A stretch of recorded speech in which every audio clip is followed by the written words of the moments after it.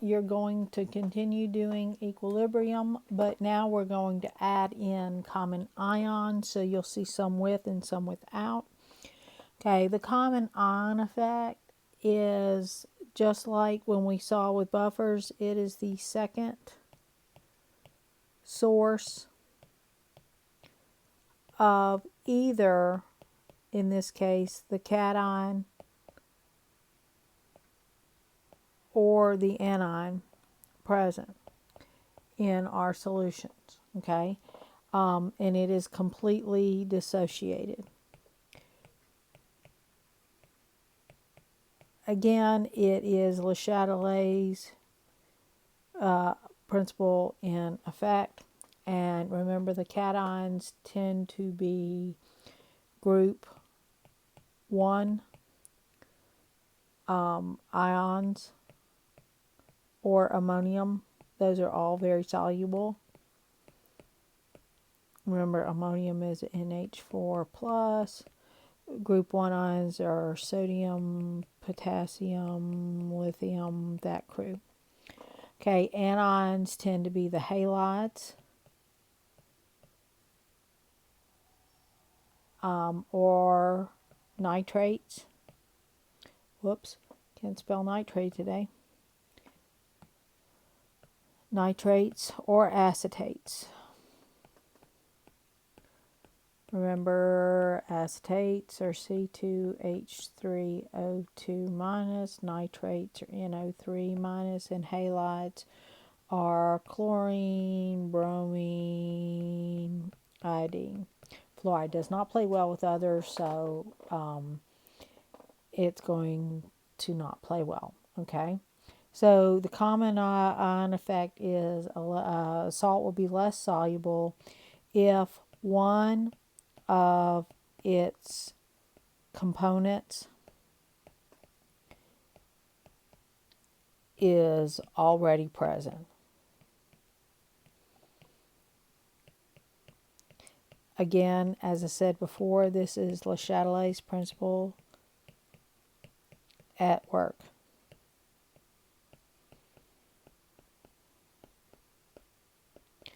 So, okay, the net effect is less salt dissolves if there is a common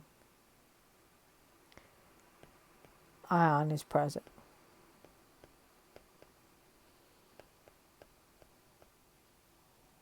Because remember, it's going to shift it back to this side because you have more of it given.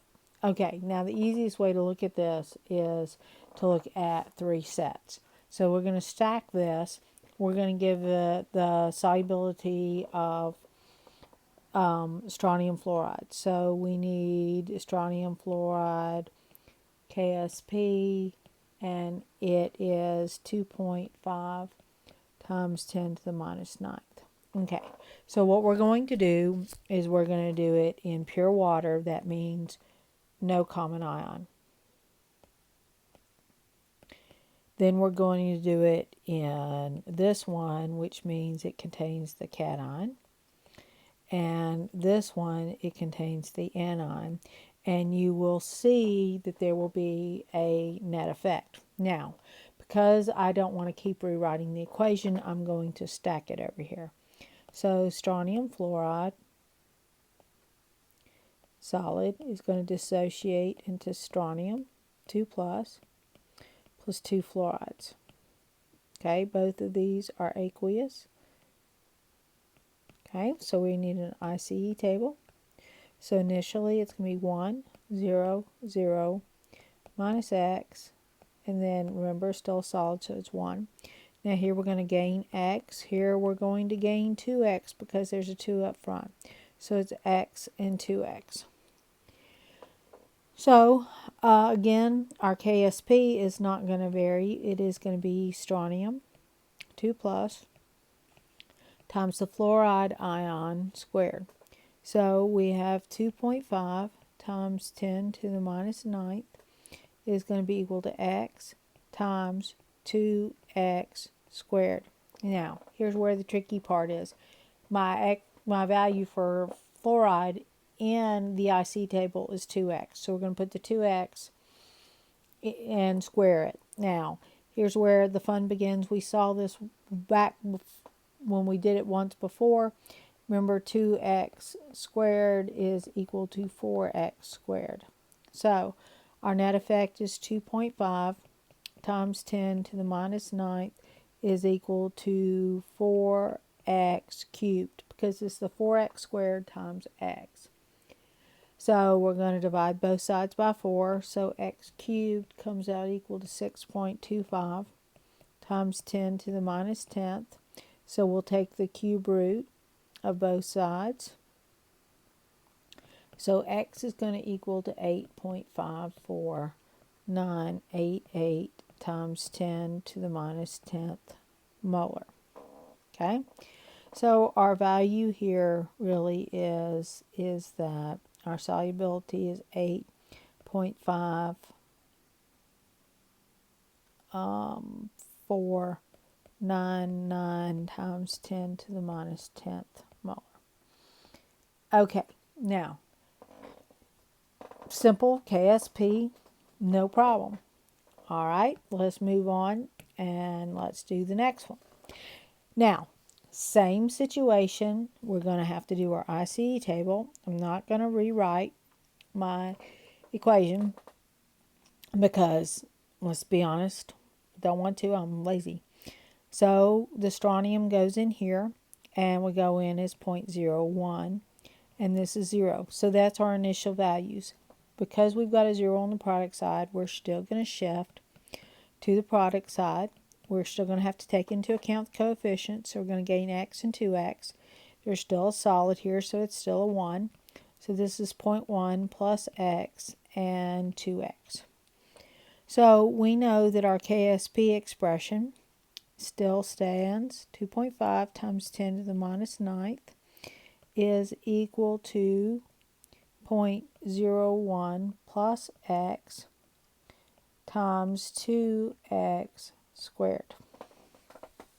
Now, at this point in time, what we would have is we would have to do a lot of math in terms of we would have to square the 2x squared, so that'd be 4x squared, and we'd have to distribute it.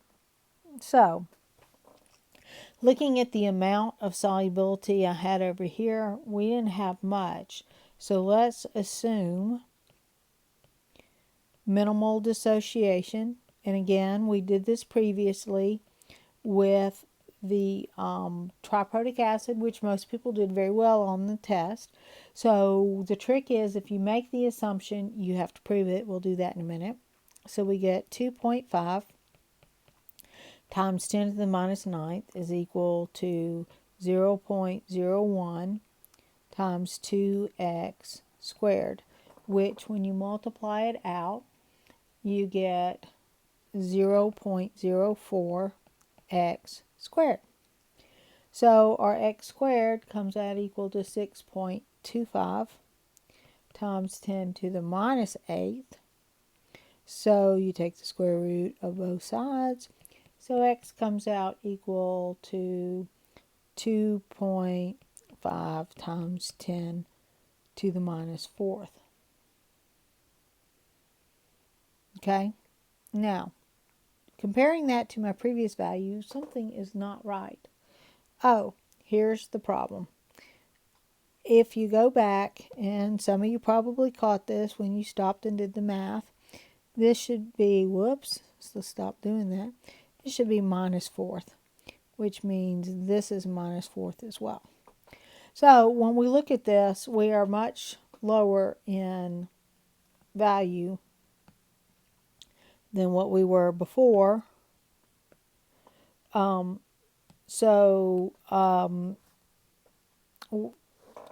makes perfect sense. We have a lower concentration, but we still have to check it. So let's come over here and do our check, which means we get 2.5 times 10 to the minus 4th compared to what we eliminated it from, 0.01 times 100. That gives us, when we do our math, we get 2.5%,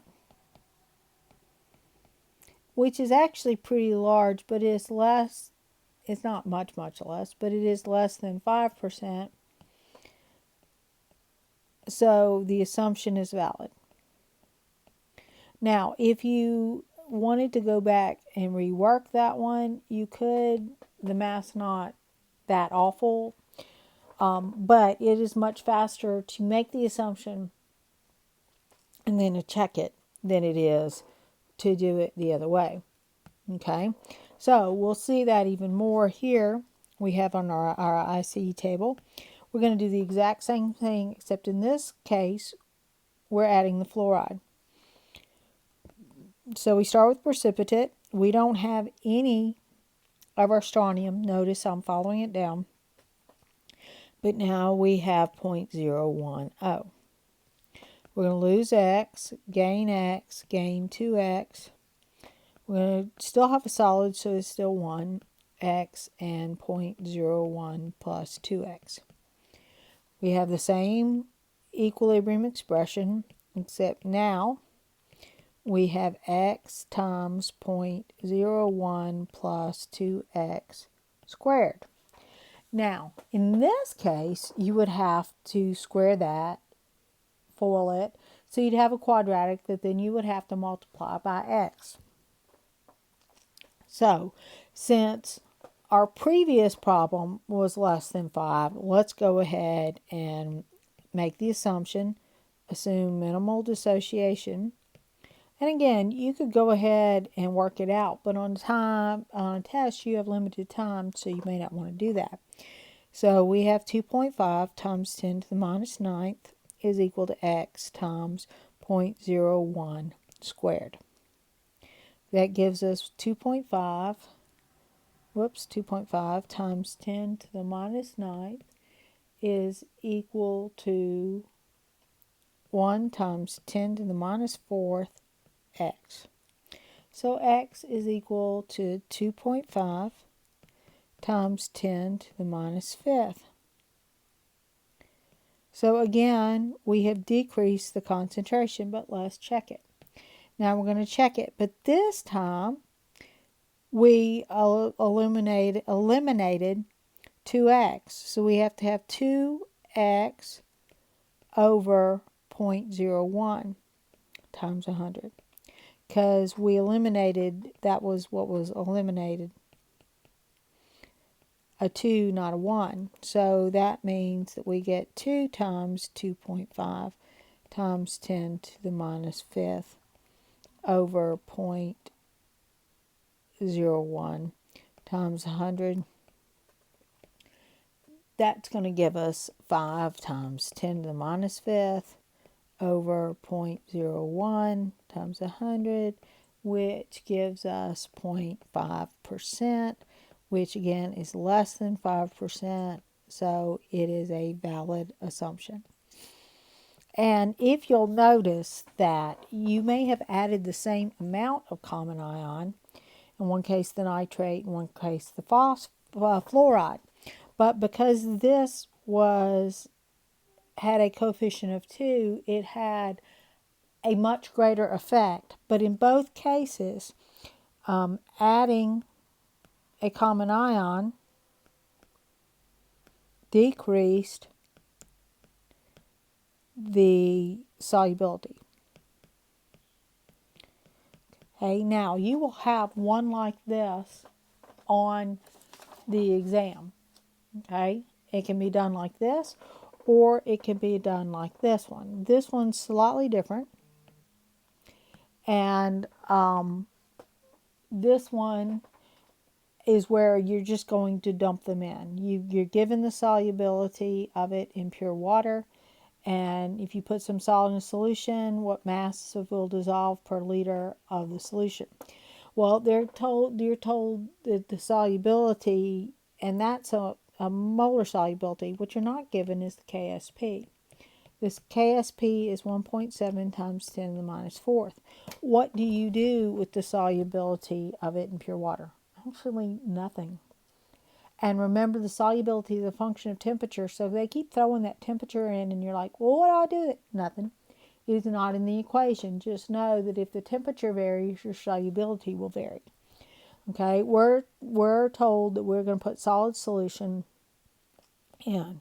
So we got thallium chloride is going to dissociate into thallium ion plus 1 and chloride ion. And again, these are aqueous. I've been a little lazy putting those in there, but those are aqueous and this is solid. So it's going to be an ICE table. We're going to add a solid.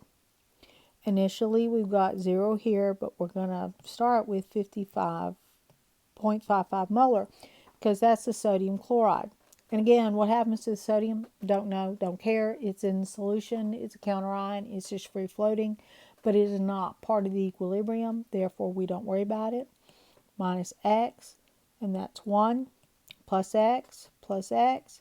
So it's x and 0.55 plus x. So your KSP is going to be equal to your thallium plus times your chloride minus, which means it's 1.7 times 10 to the minus 4th is equal to x times 0.55 plus x. Now, your K value is pretty big, but you got a huge amount of the common ion in there. So I'm going to make the assumption that it is dissociation will be minimal because of how much is in there. So it's 1.7 times 10 to the minus 4th is equal to x times 0.55. So x comes out equal to 3.090909 times 10 to the minus 4th. So we're going to say that the solubility is equal to 3.0909 times 10 to the minus 4th molar. Okay, so that's our solubility. So that was first question. And if you'll notice, in pure, it's 1.7 times 10 to the minus 4. This one, it is